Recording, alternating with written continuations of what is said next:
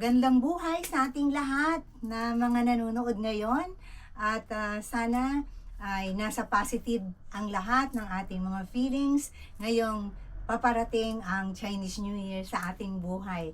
Andito na naman ang inyong Feng Shui Consultant para maghatid sa inyo ng mga importanteng mga kaalaman tungkol sa Feng Shui ngayong, especially ngayong paparating ang Chinese New Year, no? So, ang Chinese New Year po ay para sa lahat ng tao, hindi lamang po sa mga may dugong incheck or ito po ay parang kasama na sa ating mga araw-araw na pamumuhay dahil sa koneksyon natin sa Feng Shui. Maraming mga hindi naman mga Chinese pero naniniwala po sa Feng Shui around the world. So, ako po ang inyong Feng Shui consultant, legit na si Sheng Jingkai, nagdadala sa inyo lagi ng good vibes para sa mga kaalaman sa ating araw-araw, everyday life, happy, healthy, and wealthy life in Feng Shui. Maraming salamat po sa nagdaang taon na pagsuporta ninyo sa akin at ang mga bago natin, welcome po ngayon para sa 2026 naman po natin na Year of the Horse. So, inaanyayahan ko po kayo na manood hanggang sa huli dahil marami po tayong mga sorpresang hindi nyo pa alam na mula noon hanggang ngayon, hindi nyo masyadong pinagbibigyan ng pansin sa inyong pagsa-celebrate ng New Year. Para akong kasi alam nyo, inayos ko muna yung problema sa YouTube. Kaya ngayon lang ulit ako nakapag-video. Kasi may mga kontrata pala yon every 3 years, yung mga taxations nila. No? So, inayos ko muna yung problema natin kay YouTube. Ngayon, napaka-importante ng ating topic at sana mapanoodin nyo hanggang sa huli.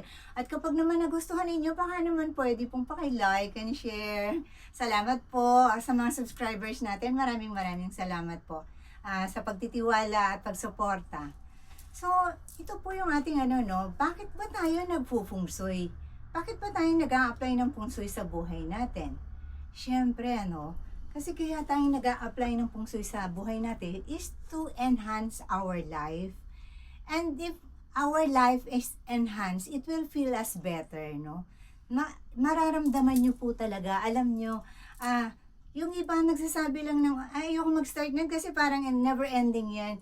Opo, ganun po talaga. Never ending po talaga ang Feng Shui. Kasi habang nabubuhay ka, kumikilos po, nag-iiba yung time, nag-iiba yung space, nag-iiba yung edad mo, nag-iiba yung taon mo, no? So, talagang, ito naman ay mararamdaman nyo po talaga. Feng Shui can really change your life, your status, basta properly applied po kasi kailangan po talaga ng alam niyo naaawa nga po ako sa iba sa inyo na hindi pa talaga totally well aware sa sistema ng Feng Shui. Kasi nagpapanik kayo sa dami ng pinapanood ninyong mga palabas sa YouTube channel, ang dami ninyong mga naririnig, nagpapanik po kayo, no? So ako like for example, sa Highsmell in Finland, yung bang mga ninyo na apektado daw ang rooster at saka ang rabbit ng Tai Sui, no? So, naawa ko sa inyo kasi kahit alam nyo po kasi marami talaga na gusto lang ng views. Ako po hindi naman ako masyadong kung gustong manood, okay lang. Kung ayaw naman, wala naman po akong magagawa doon, 'di ba? So, sa akin naman kung naniniwala, salamat, no? Hindi naman din para lang sa akin 'yon, kundi para din sa inyo. So, ngayon yung pagsasabi na affected ng Tai Sui. Syempre po yung mga sinasabing ganito, ganyan, nagpapanik din po sila kahit papano, no? Okay lang kung mga regular lang na nagwo-worries.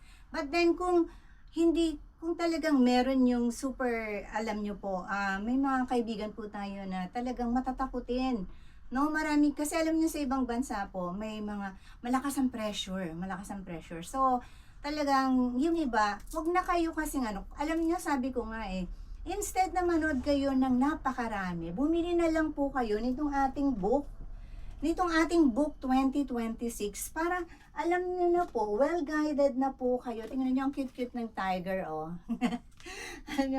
Pero hindi po tayo Year of the Tiger, Year of the Horse po tayo, So, magbibigay din po ako sa inyo ng short forecast mamaya, no? So, alam niyo, instead na mag-worry kayo, mas maganda po na bumili na lang kayo ng book ko dahil lahat po ito guided, ano? Yung inyong, alam niyo, marami sa atin, ano? Kahit anong iwas natin, meron po talaga tayong bad days, bad months, bad year, no? And hindi, tao lang po tayo eh. So, talagang may mga, nagkakaroon tayo ng mga pagkakamali minsan na hindi naman intentionally, hindi lang tayo aware, no?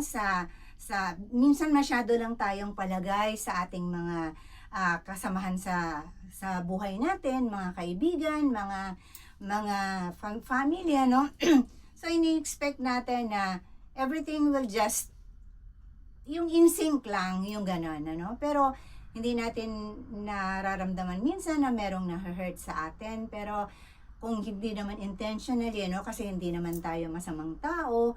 So, yun sana yung mga ganong ano, no? Meron tayong, gusto ko lang maintindihan nyo na sa Feng Shui merong bad day. Hindi natin gusto yun na makaka-offend tayo at hindi tayo perfecto dahil hindi naman tayo Diyos. Only God is perfect, no? So, sana ano, maging bukas ang ating mga puso para maintindihan ng maayos ang ating mga sitwasyon sa araw-araw. So, yan ang mga reason kung bakit tayo nagpo-Feng Shui taga-apply ng Feng Shui sa buhay natin.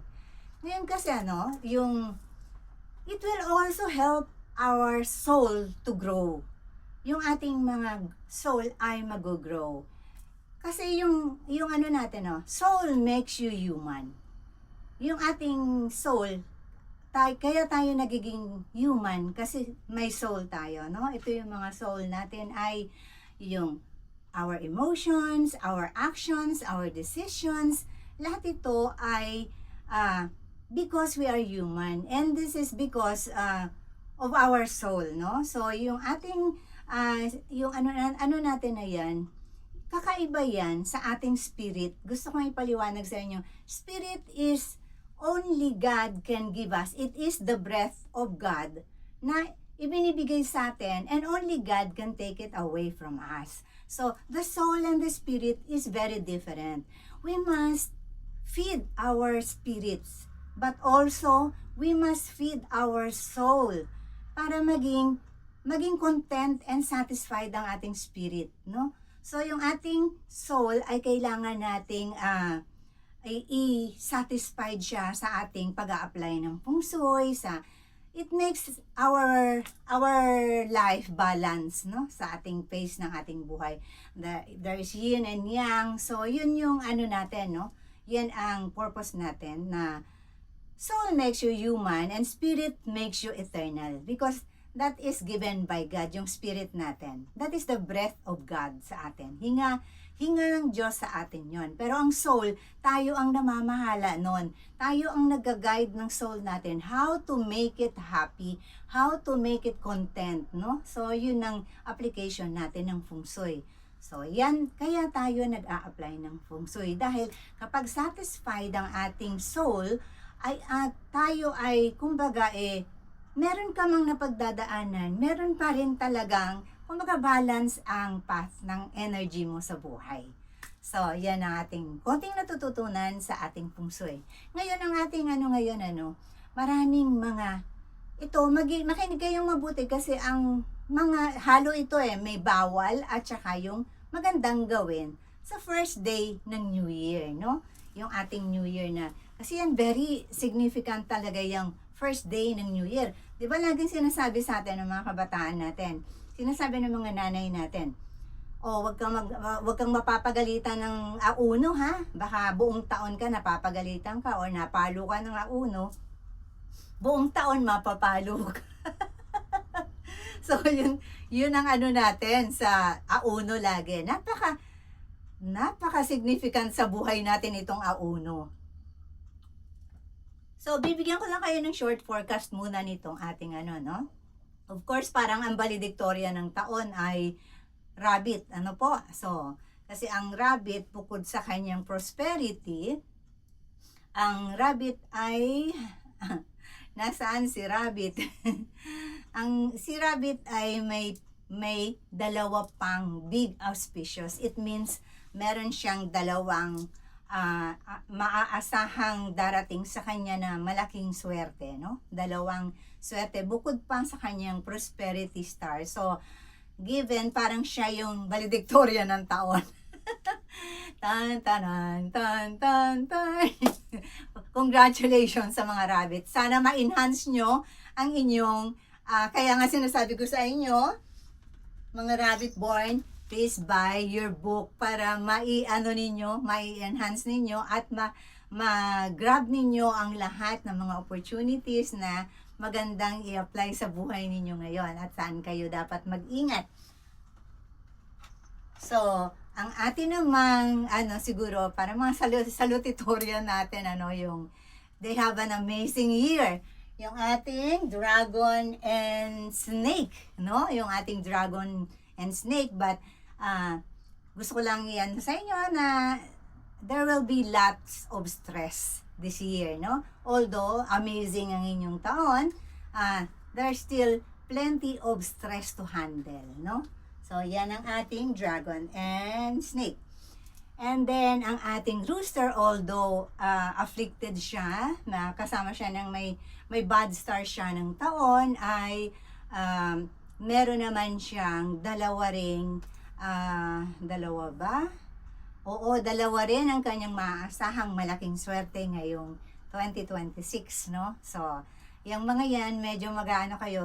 Basta, ang maganda lang sana kasi meron talaga kayo ng buko para everyday ninyo, kahit na gabi, kahit na bad day ninyo, good day ninyo, alam nyo lahat, good month ninyo, kung kailan kayo strike, no, ng strike while the iron is hot, sabi nga ng mother ko lagi. So, yun and then ang ating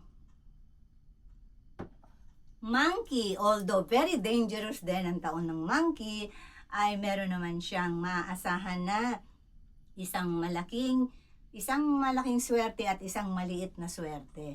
No, meron siyang may darating sa buhay niya rin na malaking swerte at maliit na swerte. Ngayon dahil sa ang monkey at saka ang sheep ay merong dangerous year, so ito namang sheep ay meron namang golden deity, na pwede rin niyang maaasahan sa kanyang mga pagdadaanan ng mga delikadong na mga buwan or buong taon, no? So, ito namang ating ang ox at saka ang tiger, no? Masyadong beautiful ngayong taon. Masyadong beautiful ngayong taon ng mga ox and tiger, no? Wag lang kayong mauusog, no? Pagka merong bumati sa inyo, magpalaway agad kayo. Magpalaway kayo dito sa noo nyo agad. Para mga babies lang pag may bumate. Kasi pag nausog, baka naman hindi maganda yung epekto. So, ingat lang din tayo sa mga, alam nyo maraming inggit sa buhay, yun hindi talaga natin maiwasan yan. Kahit na anong mga natin, kahit anong status mo sa buhay, nariyan ang inggit. Kahit na gaano ka ka-successful, kahit gaano ka ka-low status, nandyan talaga ang inggit kasi evil yan eh. So, yung mga ganon na so, wag, yung talagang kailangan natin mag-ingat, no? Lalo na kung, alam nyo na, minsan, diba, kagaya niya na very lovable ang mga tiger at saka ang nandyan na ngayon yung nagpaplano ng mga hindi maganda para sa inyo. So, ingat-ingat po tayo. And then, wala na ba? Ito nga palang rat, Yung rat kasi, hati talaga yung rat, Pero, kasi dahil nga parang siya yung ngayon dahil medyo mahirap sa kanya dahil yun nga conflict ng taon dahil kalaban siya ng horse. Alam naman natin na ang rat at saka ang horse ay mahirap magsama. Yan ang dapat yung tatandaan lagi, no? Sa isang bubong man yan o sa isang opisina. Okay lang silang magkita. Okay lang silang magkaroon ng mga occasional meetings, but then, hindi sila pwedeng magsama sa isang bahay, Ang rat at saka ang horse. Alam naman natin, kaya, alam na natin, si sheep ko. Love ko to si sheep eh.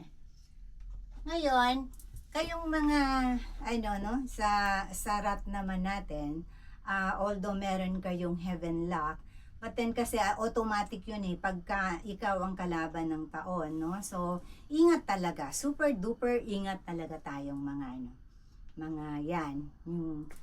So, yan ang ating, meron pa pala, sorry, nakalimutan ng dog at saka ang boar. Yung dog at saka boar naman, napaka lang natin kasi alam mo naman sa mundo natin na puno ng stress, maraming may sakit talaga, no? Lahat tayo, siguro parang napakaswerte na talaga ng mga taong walang sakit dahil especially sa mga kaedadan ko parang ang sarap na ng buhay nyo kung sa ganitong edad natin ay yung bang nagdibo na tayo, parang hindi yung natin, yung natin wala ka pang mga nararamdaman sa katawan. Wow, congrats talaga pagka ganun, no? So, lalo na sa mga sa senior, nako mas matindi na yung mga senior, no? Pag dumating ka na sa senior age mo, medyo nandiyan na lahat ng mga gumagawa na lang ng paraan para magkasakit, no? So, ingat-ingat kayong mga senior dyan, yung aking ate, ingat ka lagi sa yung health dyan, lagi kitang pinagpipray. So, kayo pong mga sabi ko sa inyo, yung mga magsisenior ng 2026, no? So, kayo, magsuot kayo na nasabi ko sa inyo nung nakaraang video. May dapat kayong isuot na pangontra dyan sa inyong, pagsi 60 years old ninyo, no? So, yan. And then, yung dog nga natin, tsaka boar, yun nga dahil malapitin sila ng sakit. So, super ingat po talaga kayo dapat. At dapat mag-ingat kung sa mga buwan ninyo na may karagdagan pang conflict. So, ganun pa rin yung advice ko sa inyo. Please buy my book para meron kayong complete guide, no? So, meron kayo dyan kung anong paraan, or bumili kayo ng protection amulets nyo para maprotektahan ng inyong taon, no? Para smooth man natin na hindi man perfectly, pero at least matatawid natin with flying colors, kumbaga, no? Yung maayos ang ating pamumuhay. So, ayun ang ating ngayon yan ang ating short forecasting. So, sana, ito meron lang akong sasabihin sa inyo na napaka-importante sa buhay na minsan nababypass natin.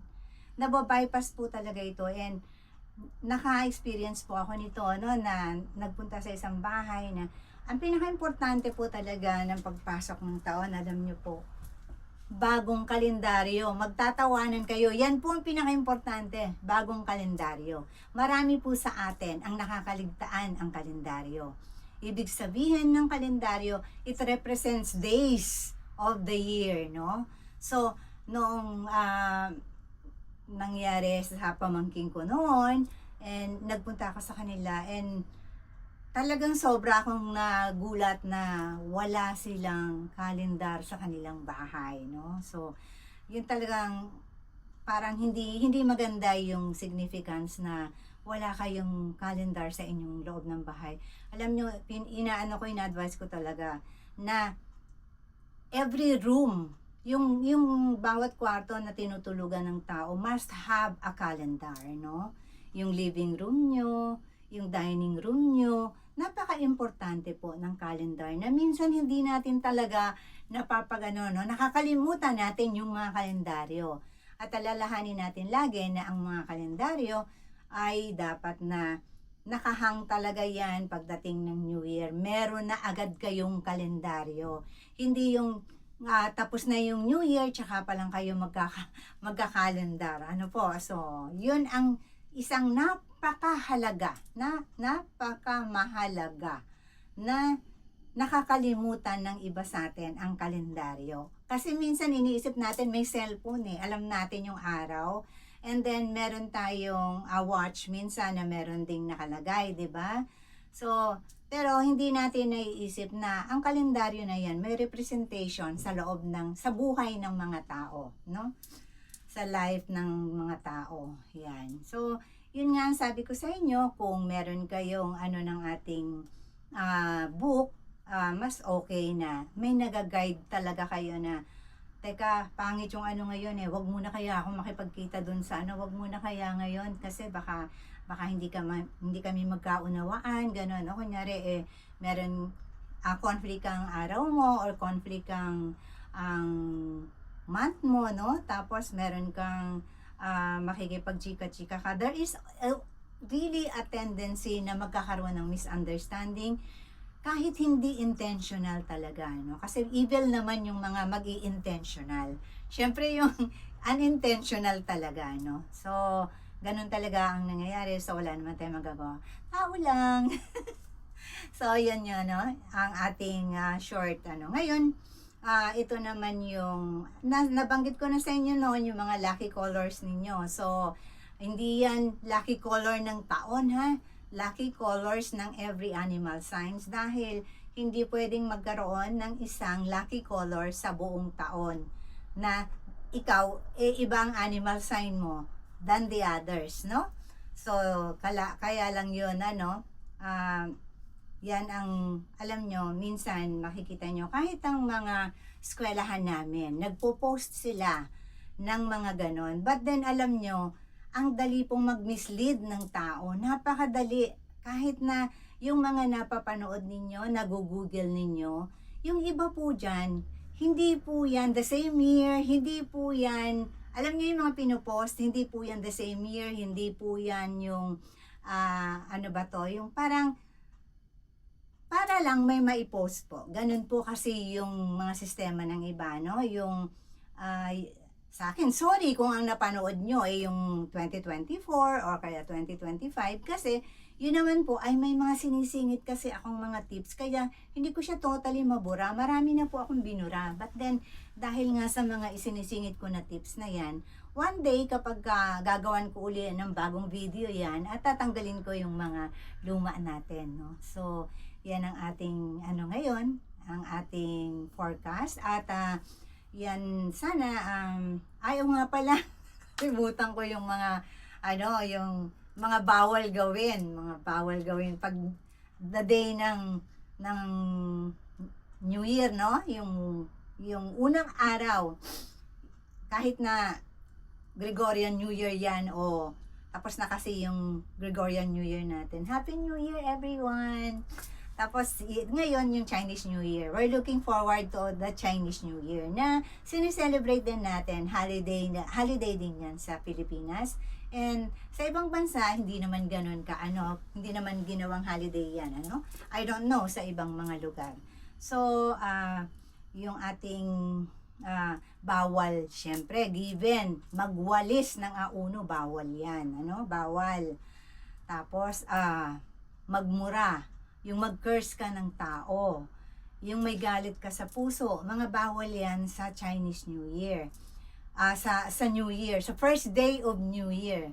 And then, sa pa to yung manira intentionally in words, alam nyo po yun, yung sisiraan nyo yung tao in words na intentional yung sisiraan ng tao sa unang araw pa lang ng may ano po yan, may backlash po yan sa inyo. May feedback po yan sa inyo, babalik po yan sa inyo. So, avoid doing that, no? Avoid na nagchichismis ng intentionally na ikasasama ng tao. But there are also words that is not really meant to hurt other people. But, syempre, minsan yung mga ganun na nami-misinterpret. Kaya, so, pagka mga ganun pagkakataon, be sure na mag-sorry kayo sa inyong mga nasabihan. And then, magpatulo ng luha or maging cause ng luha ng ibang tao. Kasi may karma din po yun sa inyo sa buong taon na yan. Ano? Hindi dapat kayo nagpapatulo hindi kayo maging dahilan ng kalungkutan ng ibang tao at hindi kayo dapat maging dahilan ng pagluha ng ibang tao sa first day of New Year. At huwag din po kayong umiyak ng New Year kasi alam nyo na, yun nga yung parang sinalubong mo na agad ng sadness, diba? Negative na agad yung pumasok. So, yan ang ating susunod. At syempre, bawal talaga din maglabas ng malaking pera. Yung mga, Siyempre, mamalengke yung iba, may kulang, may ano, ganyan. Hindi, unavoidable naman yan. But then, yung kunyari sa mga malalaking pera talaga. Or, siyempre, exception to the rules tayo, ha? Pag between a matter of life and death, yan. Talagang kailangan maglabas ng malaking pera. So, bawal mangutang yan. Nasabi ko rin sa inyo yan noon. Bawal mangutang pag unang araw ng taon. At bawal ding magpautang. Yan ang sinasabi ko sa inyo. Bawal din magpautang ng unang araw ng taon. Kasi, isipin mo, matatambakan ka na. And then, bawal din maglaba ng New Year, no? Bawal magsuot ng butasang bulsa. Bawal maubusan ng pagkain ang lamesa. Yan po, no? Kailangan may pagkain talaga ang lamesa at saka may tubig sa lamesa. Hindi dapat mawalan ng ganyan sa inyong lamesa sa unang araw ng New Year. Bawal na bawal din sa first day ng New Year ang manood ng horror at mga erotic movies. Bawal po yan, ano? So, yan. Medyo mag-ingat tayo sa mga ganyan kasi holiday nga eh. So, ados nyo na panoorin. Kailangan, 2 na kayo manood ng mga ganon, no? So, sa second day na kayo manood ng mga ganon. Yung first day of New Year, kailangan yung mga masasaya lang, yung mga pwede ring rom-com, yung mga ganon, fantasy, o family movies, yung mga ganon, no? So, kasi pag mga erotic and horror, ano yun, pangit, malas. Malas po yung mga ganon sa first day ng New Year. And then, yun nga, bawal magupit ng buhok at kuko.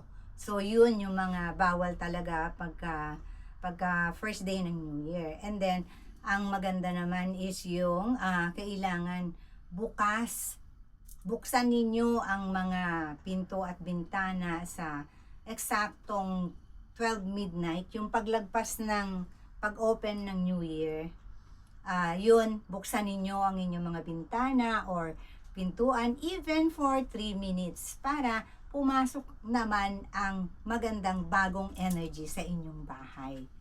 So, mga ka-Shenjin-kai, yan muna ang atin ngayon para abangan ninyo ang ating susunod na video ulit bago mag-Chinese New Year. At maraming salamat sa panonood ninyo at sana ay positive ang dumating sa ating buhay lahat at maging masaya tayo ngayong New Year na paparating. I love you all.